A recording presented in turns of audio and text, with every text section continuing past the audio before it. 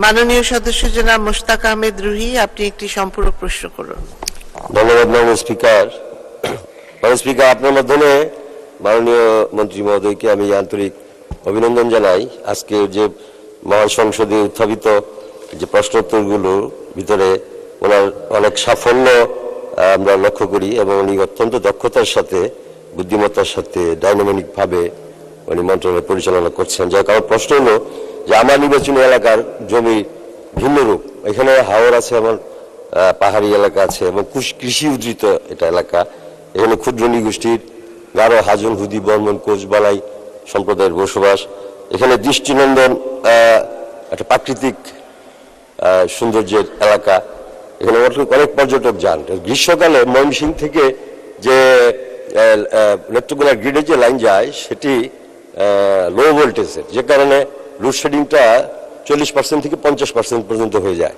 তো মাননীয় মন্ত্রী মহোদয়ের কাছে অনুরোধ করবো এই বিষয়টি বিশেষভাবে নজর দেওয়ার জন্য, যেন নেত্রকোনা জেলায় এই গ্রীষ্মকালে লো ভোল্টেজ বিদ্যুতের যেন না যায়, যথাযথ ভোল্টেজের বিদ্যুৎ যেন সরবরাহ হয়।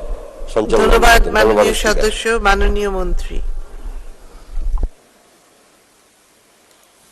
ধন্যবাদ মাননীয় স্পিকার। বৃহত্তর ময়মনসিংহের পুরো অঞ্চলেই আমাদের গ্রীষ্মকালীন কিছুটা লোডশেড চলে। কারণ আমাদের ময়মনসিংহে 360 যে মেগাওয়াট যে পাওয়ার প্ল্যান্টটি, ওইখানে আমাদের গ্যাসের স্বল্পতার কারণে ওই পাওয়ার প্ল্যান্টে পুরো ক্যাপাসিটিতে আমরা চালাতে পারি না। আমরা কয়েকবারই ময়মনসিংহে যারা সংসদ সদস্য আছেন, এই বৃহত্তর ময়মনসিংহ এলাকায় নেত্রকোনা সহ আপনাদের আপনারা জানেন যে এটা সমস্যাটা কি। এই সমস্যার সমাধান হবে আগামী 2 বছর আরো লাগবে। এরই মধ্যে আমরা যেটা করেছি, ময়মনসিংহ অঞ্চলে বৃহত্তরে আমরা প্রচুর পরিমাণ সোলারের অনুমোদন দিয়েছি। আমরা আশা করছি সেটাও সাথে সাথে কিছুদিনের মধ্যে চলে আসবে অল্প অল্প করে। এবং সাথে আরেকটা জিনিস যেটা করছি, আমরা মেঘনাঘাট থেকে একটা নতুন করে আমাদের পিজিসিবির আওতায় একটা নতুন ট্রান্সমিশন লাইন হচ্ছে, সেটাও এই বছরের মাঝামাঝি সময় শেষ হয়ে যাবে আশা করি। এই কাজগুলো হলে পরে তখন ময়মনসিংহের চতুর্দিকে একটা বিদ্যুতের যে সাপ্লাই তৈরি হবে, তখন আর সমস্যা হবে না আশা করি। তা আমি মাননীয় সংসদ সদস্যদেরকে বলবো, কিছুটা দিন আপনারা এখানে একটু ধৈর্য ধরুন। বৃহত্তর হাওড়া এলাকা বলেই সেখানে বিদ্যুতের সঞ্চালন করা খুবই কঠিন হয়ে যায়।